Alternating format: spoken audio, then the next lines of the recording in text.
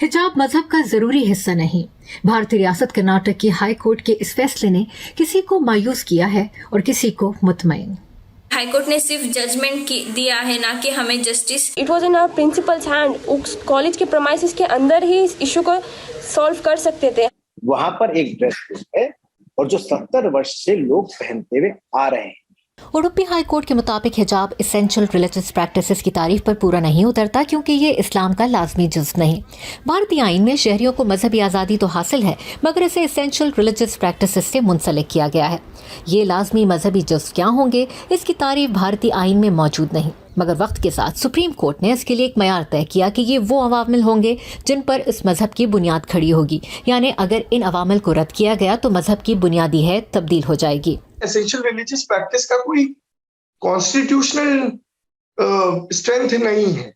ये एक supreme court के एक जजमेंट से आया था शेड्यूल मठ में, उसमें एक आर्ग्यूमेंट था, उससे बिल्ड हुआ है और वो बाद में एक ज्यूरिस्प्रूडेंस के तौर पे, कोर्ट में ज्यूरिस्प्रूडेंस के तौर पे डेवलप हो चुका है, अब काफी हद तक पुख्ता भी हो चुका है।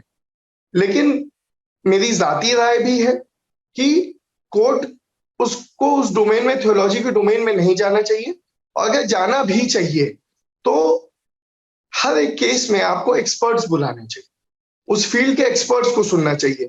जरूरी नहीं है कि वकील को वो सब चीज मालूम हो, और इसका लॉ में प्रोविजन भी है, इसका प्रेसिडेंस भी है। आप बहुत सारे पेटेंट के केसेस और इन सब में एक्सपर्ट्स को बुला के सुना गया है, तो यहाँ पे भी एक्सपर्ट्स को बुला के सुना जा सकता है।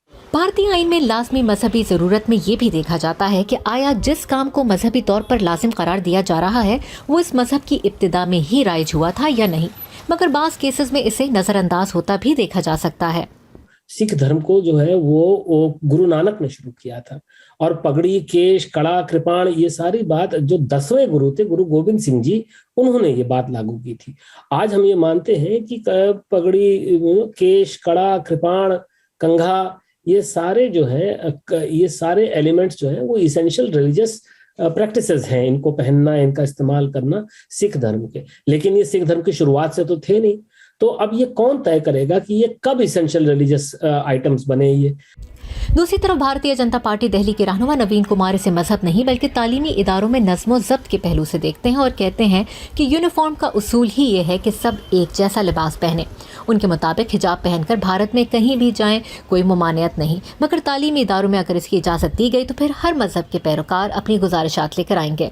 हिजाब पहन करके आप मंदिर, आपने मस्जिद जाते हैं, किसी को आपत्ति नहीं। माफ कीजिए, मस्जिद तो महिलाओं को जाने की इजाजत ही नहीं, यहाँ तो नमाज पढ़ने की मस्जिदों में इजाजत, कोई बात नहीं।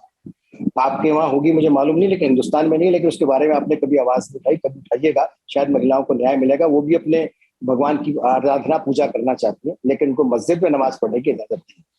लेकिन वो हिजाब पहन करके मॉल जाती है, कहीं फिल्म देखने जाती है, किसी फंक्शन में जाती है, किसी को तो कोई आपत्ति नहीं। अपने शोहर के साथ घूमने जाती है, पिकनिक पे जाती है, किसी को कोई आपत्ति नहीं। आप एजुकेशनल इंस्टीट्यूशन में ही क्यों जाना चाहते हो भैया? भारत में मुसलमान खवातीन के मस्जिद जाने पर कोई बाज़ाब्ता पाबंदी नहीं, मगर रिवायती तौर पर खवातीन कम ही मस्जिद जाती हैं और इनके लिए हर जगह मुनासिब इंतजामात भी नहीं। सीनियर सहाफ़ी और समाजी हुकूक के तहफ़्फ़ुज़ के कारकुन अजीत शाही कहते हैं कि भारत में इंतहा पसंद नज़रियात वाली जमातों की जानिब से अक़लियतों को मुसलसल निशाना बनाया जा रहा है और ये मामला इसी की एक कड़ी है, वरना मुल्क के तालीमी इदारों में न हिजाब नया है न मंगलसूत्र। 70-80 साल पहले मेरी अपनी ग्रैंड मदर, मेरी नानी स्कूल में पढ़ने गई थी, वो तो पल्ला करके जाती थी, मंगलसूत्र पहन के जाती थी, सिंदूर लगा के जाती थी। क्या उनको रोका किसी गवर्नमेंट ने? पूरे हिंदुस्तान में जो मुसलमान लड़कियां जो स्कूल जाती हैं वो 1950s में, 60s में, 70s में क्या बगैर हिजाब के जाती थी? केरला में, गुजरात में, यूपी में कौन कह रहा है ये बात? किसने तय कर दिया? ये झूठ बोलते हैं। अगर आपको हिजाब को बैन करना है तो फिर आप मंगलसूत्र भी बैन कीजिए, आप सिंदूर बैन कीजिए, आप सिख की पगड़ी भी बैन कीजिए। आप ये कैसे आपने तय कर दिया कि मुसलमान हिजाब नहीं पहन सकता? सिख तो इतनी बड़ी पगड़ी लगा कर आता है स्कूल में, वो क्यों अलाउड है फिर? एमनेस्टी इंटरनेशनल और ह्यूमन राइट्स वॉच जैसे इंसानी हुकूक के इदारों के मुताबिक भारतीय जनता पार्टी की हुकूमत ने ऐसी पॉलिसीज इख्तियार की हुई हैं जो अक़लियत दुश्मन और बिलखुसूस मुसलमानों के लिए इम्तियाजी हैं।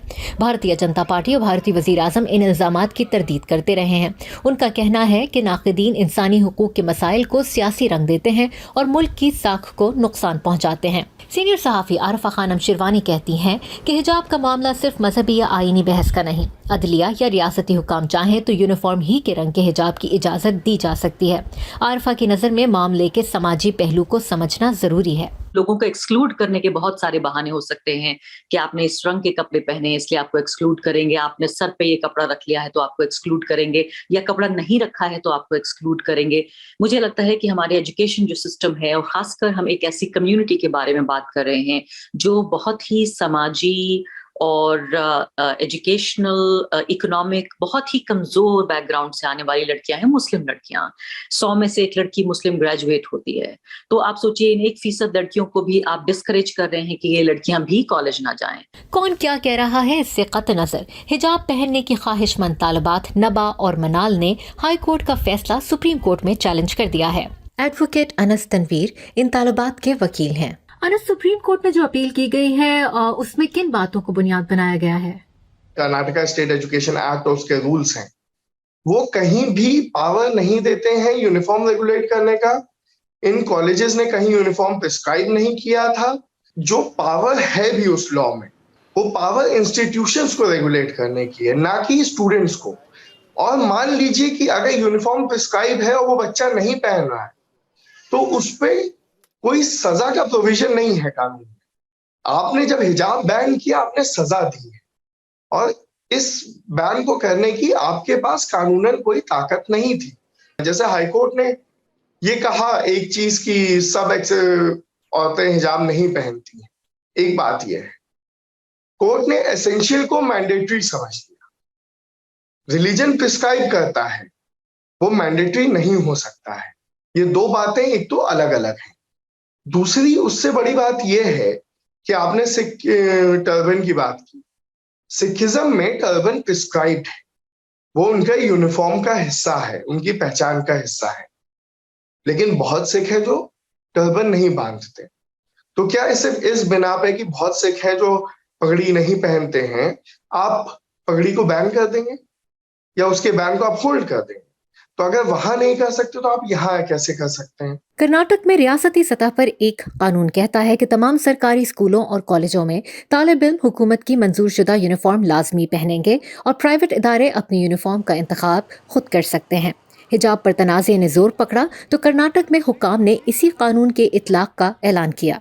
हिजाब पर पाबंदी की वजह से बहुत सी तालिबात इम्तिहानात के प्रैक्टिकल्स नहीं ले पाई और इंतजामिया ने इनके एग्जाम्स फिर से लेने से इनकार कर दिया है। इन तालिबात का मुस्तकबिल अब सुप्रीम कोर्ट के फैसले पर मुनहसर होगा।